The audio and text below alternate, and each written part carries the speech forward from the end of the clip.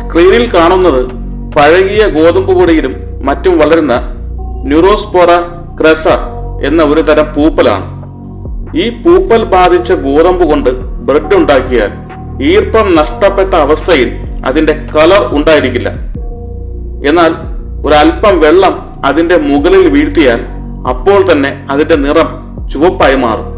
ഇതുപോലെ തന്നെ മറ്റൊരു ബാക്ടീരിയയാണ് സെറേഷ്യ മർസിൻസ്. ഇനി നമുക്ക് മാടവനയിൽ 3 ഞായറാഴ്ചകളിൽ സംഭവിച്ചത് എന്ന തലക്കെട്ടിൽ ജോഷി മയ്യാറ്റിൽ എന്ന മനുഷ്യൻ ഫേസ്ബുക്കിൽ പങ്കിട്ട ഒരു പോസ്റ്റ് വായിച്ചിട്ട് തിരികെ വരാം. മാടവനയിൽ 3 ഞായറാഴ്ചകളിൽ സംഭവിച്ചത്. ഫാദർ ജോഷി മയ്യാറ്റിൽ. 2 ആഴ്ച മുമ്പ് എന്റെ പ്രിയ ശിഷ്യൻ ഡീക്കൻ ജൂഡ് എന്നോട് ചോദിച്ചു, അച്ഛൻ ദിവ്യകാരുണ്യ അത്ഭുതം കണ്ടിട്ടുണ്ടോ? അനുദിനം എന്നായിരുന്നു എന്റെ മറുപടി. അതല്ല അച്ഛാ, തിരുവോസ്തി ശരിക്കും രൂപം മാറി മാംസമാകുന്നത് കണ്ടിട്ടുണ്ടോ? എന്റെ മറുപടി പെട്ടെന്നായിരുന്നു, ഇല്ല, ഒരിക്കലും കാണാൻ ആഗ്രഹിക്കുന്നുമില്ല. എങ്കിൽ ഇന്നലെ ഞാൻ കണ്ടു അച്ഛാ. മാടവനപ്പള്ളിയിൽ ഒരു പെൺകുട്ടി ദിവ്യകാരുണ്യം സ്വീകരിച്ചപ്പോൾ തിരുവോസ്തി മാംസരൂപം പൂണ്ടു. എല്ലാ ഞായറാഴ്ചയും മാടവന സെന്റ് സെബാസ്റ്റ്യൻസ് ഇടവകയിൽ ഡീക്കൻ ശുശ്രൂഷ ചെയ്യുന്ന ആളാണ് ഡീക്കൻ ജൂഡ്. വികാരി ബഹു സെബാസ്റ്റ്യൻ വട്ടപ്പറമ്പിലച്ചൻ എന്റെ പ്രിയ സുഹൃത്താണ്. പക്ഷെ ഞാൻ അദ്ദേഹത്തെ വിളിച്ചില്ല. വലിയ സംഭവമാക്കേണ്ട എന്ന് ബോധപൂർവം കരുതി വിളിക്കാതിരുന്നതാണ്. അദ്ദേഹം അർപ്പിച്ച ദിവ്യ ബലിയിലാണ് അതുണ്ടായത്. സ്വാഭാവികമായ ആ സംഭവം കണ്ട് അദ്ദേഹം ആകെ തളർന്നുപോയി എന്നാണ് ഡീക്കൻ ജൂഡ് എന്നോട് പറഞ്ഞത്. എങ്കിലും മനസ്സാന്നിധ്യം വീണ്ടെടുത്ത് അദ്ദേഹം അത് പാറ്റനിലേക്ക് എടുത്തു വച്ചു. പിന്നീട് വരാപ്പുഴ മെത്രാസന മന്ദിരത്തിൽ വിവരമറിയിച്ചു. പിതാവ് ആളയച്ച് ദിവ്യകാരുണ്യം അരമനയിലേക്ക് കൊണ്ടുപോയി. തുടർന്നുള്ള ദിനങ്ങൾ വികാരിയച്ചൻ വൈദികരുടെ വാർഷിക ധ്യാനത്തിൽ സംബന്ധിച്ചു. കഴിഞ്ഞ ഞായറാഴ്ച ദിവ്യ ബലി മധ്യേ വീണ്ടും അതുതന്നെ സംഭവിച്ചു. 9ാം ക്ലാസ്സിൽ പഠിക്കുന്ന ആഗ്ന എന്ന അതേ പെൺകുട്ടി ദിവ്യകാരുണ്യ ഈശോയെ നാവിൽ സ്വീകരിച്ചപ്പോൾ മാംസരൂപം കാണപ്പെട്ടു. സെബാസ്റ്റ്യൻ അച്ഛൻ അതും സൂക്ഷിച്ചു വെച്ചു. പിറ്റേന്ന് അരമനയിൽ നിന്ന് വൈസ് ചാൻസലർ വന്ന് ദിവ്യകാരുണ്യം കൊണ്ടുപോയി. ഇന്നും അതേ സംഭവമുണ്ടായി.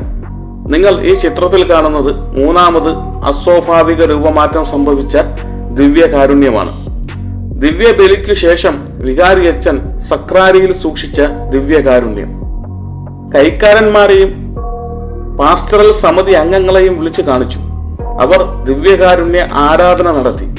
ശേഷം തിരുബലിയിൽ പങ്കെടുത്ത 350ഓളം ആളുകൾ നിരയായി വന്ന് ആരാധിച്ചു. കേട്ടറിഞ്ഞ് ജനം ഒഴുകിയെത്താൻ തുടങ്ങി.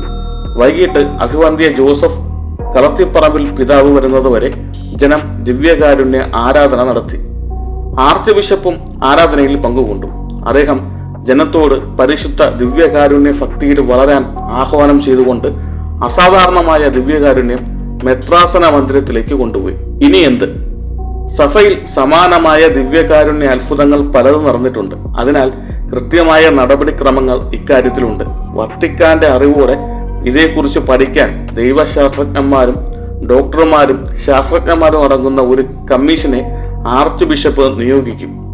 ദിവ്യകാരുണ്യം ശാസ്ത്രീയ പരീക്ഷണങ്ങൾക്ക് വിധേയമാക്കും. അതിൽ കുട്ടിയുടെ രക്തത്തിന്റെ സാന്നിധ്യം കാണപ്പെട്ടാൽ അത് അത്ഭുതം എന്ന് പ്രഖ്യാപിക്കപ്പെടാൻ സാധ്യതയില്ല. അതിനാൽ സഭ കൃത്യമായി ഒരു പ്രഖ്യാപനം നടത്തുന്നത് വരെ ഇത് അത്ഭുതം എന്ന രീതിയിൽ പ്രചരിപ്പിക്കുന്നത് ശരിയല്ല.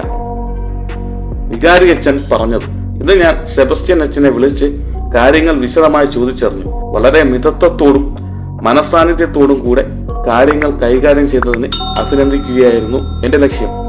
അദ്ദേഹം ഒടുവിൽ പറഞ്ഞത് ഇതാണ്: അയോഗ്യരായ നമുക്ക് ഈശോ ഇതൊക്കെ അനുവദിക്കുന്നല്ലോ. ദൈവം എത്ര കരുണാമയൻ! കാരണം ഈ ദൈവം എത്ര കഷ്ടപ്പെട്ടാണ് ഗോതമ്പ് കൊണ്ടുണ്ടാക്കിയ ഒരു ചെറിയ അപ്പത്തിന്റെ ഉള്ളിൽ രക്തം കൊണ്ടുവന്ന് കയറ്റിവെച്ചത്. ഇത്രയും കരുണാമയനായ ദൈവത്തിന് ഇതിന്റെ 10-1 ബുദ്ധിമുട്ടില്ലാതെ വയനാട്ടിലെ ആ ഉരുൾപൊട്ടൽ തടഞ്ഞു നിർത്തിയിരുന്നുവെങ്കിൽ എത്രയോ പേരുടെ ജീവൻ രക്ഷിക്കാമായിരുന്നു. പക്ഷേ എന്തുകൊണ്ടോ ഞങ്ങളുടെ ദൈവത്തിന് അതിലൊന്നും വലിയ താല്പര്യമില്ല. ദൈവത്തിന് അപ്പത്തിന്റെ അകത്ത് ചോര കയറ്റാനാണ് കൂടുതൽ താല്പര്യം.